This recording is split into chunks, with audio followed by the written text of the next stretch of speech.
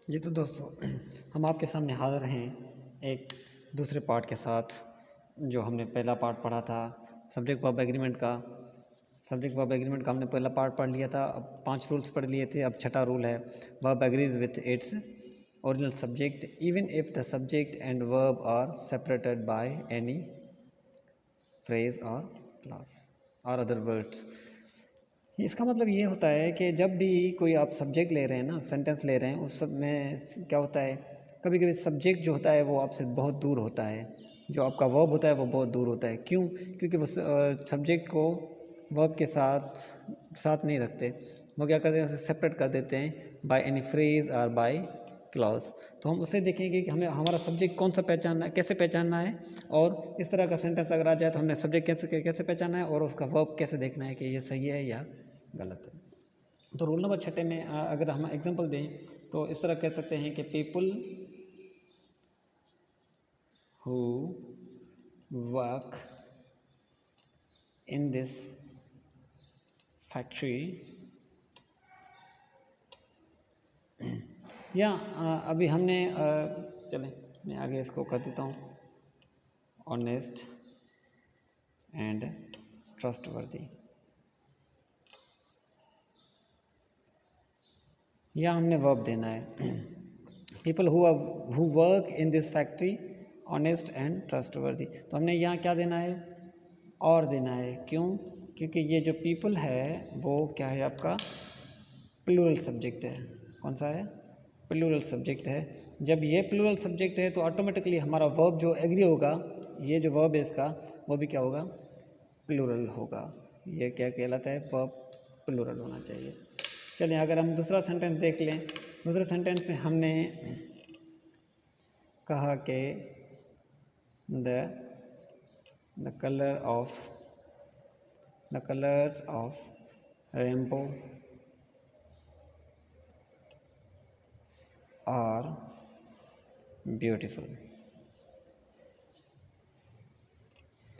देखिए रेनबो तो जो है वो सिंगुलर है, यहाँ वो प्लूरल लगा हुआ है क्योंकि ये हमारा सब्जेक्ट ही नहीं है। सब्जेक्ट हमारा कौन सा है, ये वाला है, ये इसकी फ्रेज़ है, ये इसकी फ्रेज़ है। तो इसका जो ये जो वर्ब है प्लूरल है। वर्ब अगर प्लूरल है तो हमने देखना है ये है कि इसका सब्जेक्ट कौन सा होगा। इनका सब्जेक्ट ये है एक्चुअली, ठीक है। अगर कोई भी अगर वर्ड आ जाए ऑफ के साथ या किसी प्रपोजल के साथ आ जाए तो हमने पीछे वाले को देखना नहीं होता, प्रपोजल से आगे वाले को देखना होता है। अगर वो सिंगुलर है तो ये भी सिंगुलर होना चाहिए, अगर ये प्लूरल है तो ये भी प्लूरल होना चाहिए, ठीक है।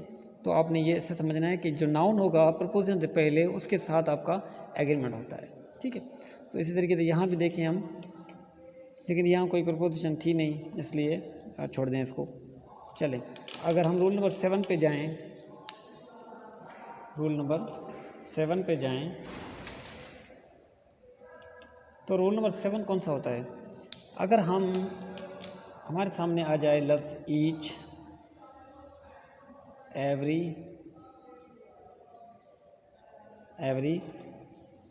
तो इनके साथ इनके साथ फिर दोबारा इस तरह का कभी कभी आ जाता है एवरी के साथ वन आ जाता है, एवरी वन, या कभी कभी एवरी के साथ बॉडी आ जाता है, एवरी बॉडी, ठीक है। या कभी कभार क्या होता है, यहाँ वर्ड आ जाता है एनी कभी सिंगुलर के साथ लगता है, कभी प्लूरल के साथ। तो ये हम डिस्कस करेंगे आगे जाके कि एनी कहाँ लगना है और प्लूरल के साथ कब लगता है और सिंगुलर के साथ कब लगता है। और दूसरा वो हमारे पास ईच, एवरी, ईद, एवरी वन, एवरीबॉडी, और उसके साथ एनी वन के साथ एनी के साथ एनी वन भी बन सकता है, और एनी के साथ बॉडी भी लग सकता है, एनी बॉडी। अगर आपको कहीं भी ये सब्जेक्ट के तौर पे नज़र आते हैं ना, यानी खुद नाउन नहीं है, सिर्फ ये आए हुए हैं, तो इनकी जगह हमने क्या करना होता है, ये कंसिडर होते हैं सिंगुलर, ये कंसिडर होते हैं सिंगुलर। या कभी कभार इनके आगे ही कोई नाउन आ जाता है, इनके आगे कोई नाउन भी आ सकता है, लेकिन ये याद रखें हमेशा जो नाउन होगा वो कौन सा होगा, नाउन भी खुद हमेशा सिंगुलर होगा।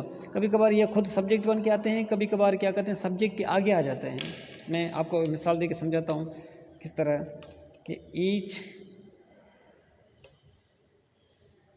Soldier has, each soldier has a gun. यहाँ देखें कि हमने क्या कर दिया, ईच के साथ हमने कोई नाउन लगा दिया। नाउन देखें कौन सा है, सिंगुलर है। नाउन कौन सा है, ये भी हमने सिंगुलर लगाया, ठीक है। तो वर्ब हमारा क्या होगा, वो भी सिंगुलर होगा, सीधी बात है। अगर हम दूसरा सेंटेंस देखें इस तरह का, इसी जुमले को इस तरह लिखें कि each has a gun, each has a gun, each has a gun, ठीक है। यहाँ देखें हमने नाउन निकाल दिया, लेकिन ईच के साथ भी जुमला बन सकता है। पहले क्या था, ईच नाउन को क्वालिफाई कर रहा था, एक्स्ट्रा वर्ड आया हुआ था, लेकिन यहाँ ईच जो आया हुआ है क्या है, खुद नाउन सोल्जर की जगह पे आया हुआ है, ठीक है। तो यहाँ खुद ये नाउन है, लेकिन यहाँ नाउन के आगे था, सिर्फ एडजेक्टिव की तरह काम कर रहा था। समझ आ रही बात।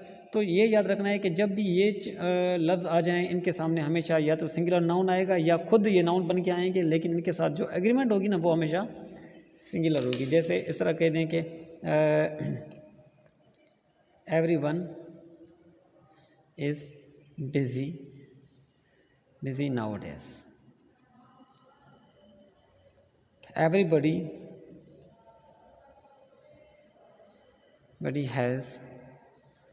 has wishes।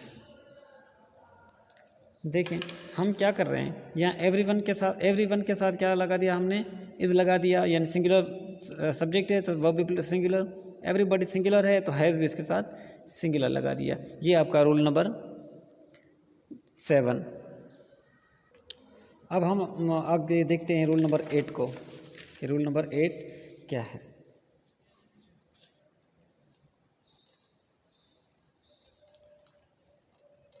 तब तक आप चैनल को सब्सक्राइब कर दें और लाइक कर दें और बेल आइकन को भी दबा दें, ताकि आप हमारी आने वाली हर वीडियो आपको सबसे पहले पहुंचती रहे। चलिए रूल नंबर 8 में जो है आपका वर्ड आ जाए फ्यू, मैनी, या फिर आपके पास आ जाए सेवरल। तो ये याद रखें कि इनके साथ हमेशा आपने सब्जेक्ट कौन सा देना होता है, प्लूरल होगा। सब्जेक्ट कौन सा होगा आपका, प्लूरल आएगा इनके सामने, ठीक है। कभी कभी ये खुद सब्जेक्ट बन के आते हैं, कभी कभी इनके सामने कोई नाउन आ जाता है, वो कौन सा होगा, वो प्लूरल में होगा। कभी कभी ये खुद सब्जेक्ट बन के आते हैं, खुद सब्जेक्ट बन जाते हैं। जिस तरह आपका पहले हम एक रूल में पढ़ के आए हैं 7th में, वैसे ही बन जाते हैं, ठीक है। किस तरह, सपोज़ मैं एक मिसाल दे दूँ आपको, फ्यू बॉयज़ वर एब्सेंट, फ्यू बॉयज़ वर एब्सेंट। यहाँ देखें कि जो ये फ्यू है इसके साथ कौन सा नाउन आ रहा है, प्लूरल नाउन आ रहा है, तो वर्ब भी कौन सा आएगा, प्लूरल आएगा, ठीक है।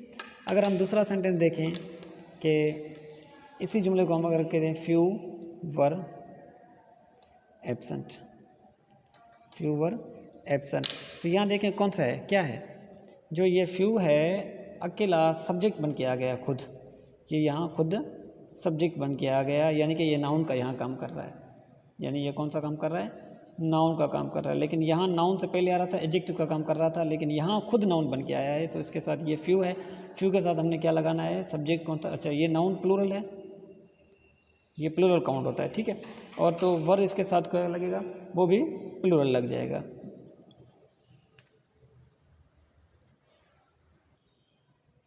जी, तो इस तरीके से हम दूसरे अगर देखें जुमले मैनी पे लगा के देखते हैं कि मैनी के साथ कोई जुमला कैसे बनाना है। मैनी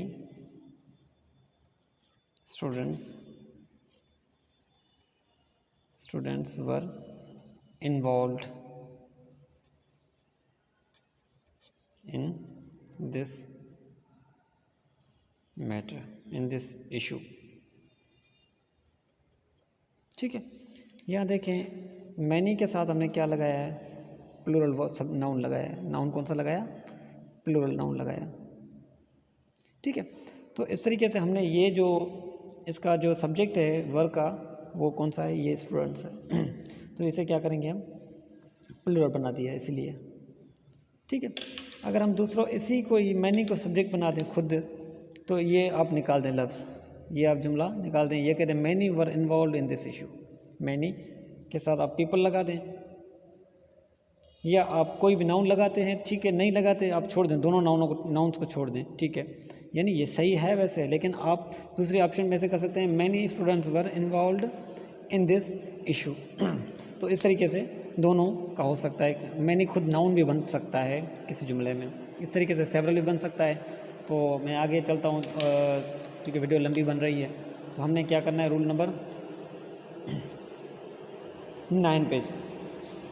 रूल नंबर 9 क्या है? जब रूल नंबर 9 हम देखते हैं तो उसमें हमें कुछ चीज़ें ऐसी मिलती हैं कि यूज़ सिंगुलर वर्ब्स, जिस तरह कहते हैं हम, use singular verbs for units of measures। यानी आप कोई भी यूनिट ऑफ मेजर ले रहे हैं ना, तो उसमें आपने क्या करना होता है, सिंगुलर सब्जेक्ट हमेशा वर्ब देना होता है। हमेशा वर्ब आपको कौन सा देना होता है, सिंगुलर देना होता है। जिस तरह आप कहते हैं कि मैं अगर इस तरह कोई एग्जांपल आपको दे दूं, 2 quarters ऑफ मिल्क, कोई भी लिक्विड हो, मिल्क, जूस और हनी, ठीक है। 2 quarters of milk and honey costs how many rupees, 200 rupees. तो यहाँ देखें कि जो ये चीज़ है, क्वार्टर्स लफ्ज़ है, क्वार्टर्स को देखें और कॉस्ट को देखें। ये तो वैसे प्लूरल है ना, वैसे है तो प्लूरल ना, और लेकिन ये इसके साथ सब्जेक्ट क्या लगाया, वर्ब क्या कौन सा लगाया हमने, सिंगुलर वर्ब लगा दिया। ये प्लूरल है ये, लेकिन इसके साथ ये लग तो प्लूरल रहा है लेकिन वैसे प्लूरल है नहीं। ये क्या है, इसको कंसिडर करते हैं हम सिंगुलर के तौर पे, सिंगुलर के तौर पे। हम आप इसको ना देखें या इस 2 को ना देखें, क्योंकि ये तो जनरल रूल है कि जब भी यूनिट ऑफ मेजरमेंट आते हैं हम क्या करते हैं, उनको सिंगुलर काउंट करते हैं। तो ये इसीलिए हमने सब्जेक्ट सिंगुलर चाहिए था। समझ आ रही है बात? अच्छा, अगर हम दूसरा सेंटेंस आपको बता दूं मिसाल के तौर पे कि 2 hours is enough time for the test, ठीक है। हाँ देखिए, अब 2 hours हमारा क्या है, प्लूरल है, लग तो प्लूरल रहा है लेकिन वैसे प्लूरल है नहीं, लेकिन यहाँ सिंगुलर बनाया हुआ है, सिंगुलर वर्ब है। क्यों? क्योंकि ये जो है आपको दिख तो प्लूरल रहा है लेकिन है सिंगुलर। से हम काउंट क्या करते हैं इंग्लिश में, सिंगुलर के तौर पर काउंट करते हैं। तो इसीलिए हम इसे क्या कहेंगे, ये सिंगुलर सब्जेक्ट है, इसके साथ सिंगुलर वर्ब लगेगा। चलिए, हमारा लास्ट आज का यूनिट रूल नंबर 10 है, उसको हम देख लेते हैं आज, बाकी दूसरे लेक्चर्स में हम आगे पढ़ लेंगे। रूल नंबर 10 क्या होता है, जब भी आपको जेरेंड और इन्फिनेटिव मिल जाए ना सेंटेंस में, तो आपने क्या करना होता है, उसे कंसिडर करना होता है एज अ सब्जेक्ट। लेकिन ये याद रहे कि सब्जेक्ट, ये जो जेरेंड और इन्फिनेटिव होते हैं ना, वो हमेशा सिंगुलर ही काउंट होते हैं, क्योंकि जेरेंड ना कभी प्लूरल बन सकता है और ना कभी इन्फिनेटिव प्लूरल बन सकता है, लेकिन ये सब्जेक्ट बन सकते हैं। तो इसीलिए हमने इस रूल को अगर लिखें तो किस तरह लिखेंगे आप इस रूल को? इस तरह हम कहते हैं कि जेरेंड और infinitive in subject is treated as singular subject,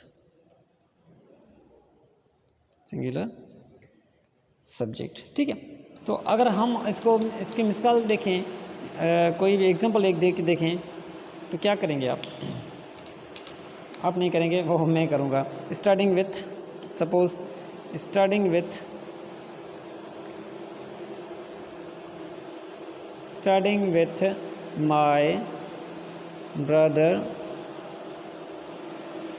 with my brother assists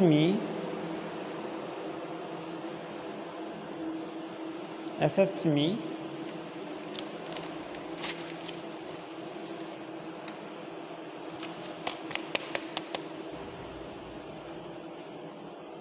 for the test, V for the test, for the test. तो हम अगर इस जुमले के अपने पीछे की तरफ जाएं तो हमने क्या करना है, क्या देखना है, देखना ये है कि कहाँ गया, जेरेंड और इन्फिनेटिव एज अ सब्जेक्ट हमने कह दिया। देखें, starting with my brother assist मी, यहाँ स्टार्टिंग जो है ये क्या है, ओरिजिनल सब्जेक्ट ये है, बाकी ये हमारा क्या है, इसका एक्स्ट्रा पार्ट है, इसका एक्स्ट्रा पार्ट है, तो ये सिंगुलर सब्जेक्ट है। तो इसलिए हमने क्या कर दिया, वर्ब को भी सिंगुलर बना दिया, सिंगुलर वर्ब कर दिया, क्योंकि ये एस लगा हुआ है और ये प्लूरल लगा हुआ है। बस लास्ट में मैं आपको ये चीज़ बता देना चाहता हूँ कि आप जिस पे परेशान हो जाते हैं जिस चीज़ में, वो आप समझ लें कि वो क्या चीज़ है। देखिए, नाउन सिंगुलर भी होता है और प्लूरल भी होता है, ठीक है, और वर्ब आपका सिंगुलर भी होता है और प्लूरल भी होता है। आपने समझने वाली जो बात यहाँ है ना, वो ये है कि जब हम नाउन में एस डालते हैं तो वो, यानी कि सिंगुलर में एस डालते हैं, सिंगुलर नाउन, प्लस आप जब एस देते हैं तो वो क्या बन जाता है, प्लूरल बन जाता है, ठीक है। जिस तरह हम कहते हैं कि स्कूल एक हमारा सिंगुलर नाउन है, हम इसको एस देते हैं तो क्या बन जाएगा, ये प्लस करते हैं तो हमारा बन जाएगा स्कूल्स। तो क्या बन गया, ये नाउन कौन सा बन गया, प्लूरल। अगर हम देखें कि यहाँ पे हमने लफ्ज़ देना है पेन, तो उसको हमने दे दिया एस, तो क्या बन गया, पेन्स, ठीक है। तो ये क्या बन गया, प्लूरल नाउन। लेकिन यहाँ जो वर्ब है ना, वर्ब में कुछ अलग तरह की चीज़ें होती हैं, ये उल्टे हैं दोनों एक दूसरे के साथ, बस ये समझ लें आप। सिंगुलर जो आपका वर्ब होता है उसमें एस लगा होता है, अगर एस निकालेंगे, माइनस एस करेंगे तो ये क्या बन जाएगा, प्लूरल बन जाएगा। तो ये क्या बन जाएगा, प्लूरल बन जाएगा। मिसाल के तौर पे मैं आपको एक जुमला देता हूँ, आपने वर्ब लिख दिया प्लेज, क्या बन गया, सिंगुलर। अगर हम एस निकालें तो क्या बन जाएगा यहाँ, प्ले, तो ये आपका बन गया प्लूरल प्ले, और सिंगुलर बन गया आपका प्लेस। यहाँ पे हमारे स्टूडेंट्स बहुत सी गलती करते हैं। वो गलती क्या करते हैं, वो समझ लेते हैं कि अगर नाउन एस के साथ प्लूरल हो रहा है तो वर्ब भी एस के साथ प्लूरल होगा, लेकिन नहीं, यहाँ प्लस एस होता है और यहाँ माइनस एस होता है। ये प्लस एस होगा तो प्लूरल होगा, यहाँ वर्ब जो है उसके साथ माइनस एस होगा तो ये क्या होगा, प्लूरल होगा। बस ये बात समझ लें। अगर ये आपको बात समझ आ जाती है तो आपका आधे से आधा मसला हल हो जाता है, समझ में आ जाएगा आपको कि टेस्टों में किस तरह का क्या क्या किस तरह करना होता है, ठीक है। Wish you all the best, अल्लाह हाफ़िज़। बाकी मिलते हैं अगले लेक्चर के साथ, पार्ट 3 में हम कुछ 5-7 रूल्स और भी पढ़ेंगे सब्जेक्ट वर्ब एग्रीमेंट के। All the best.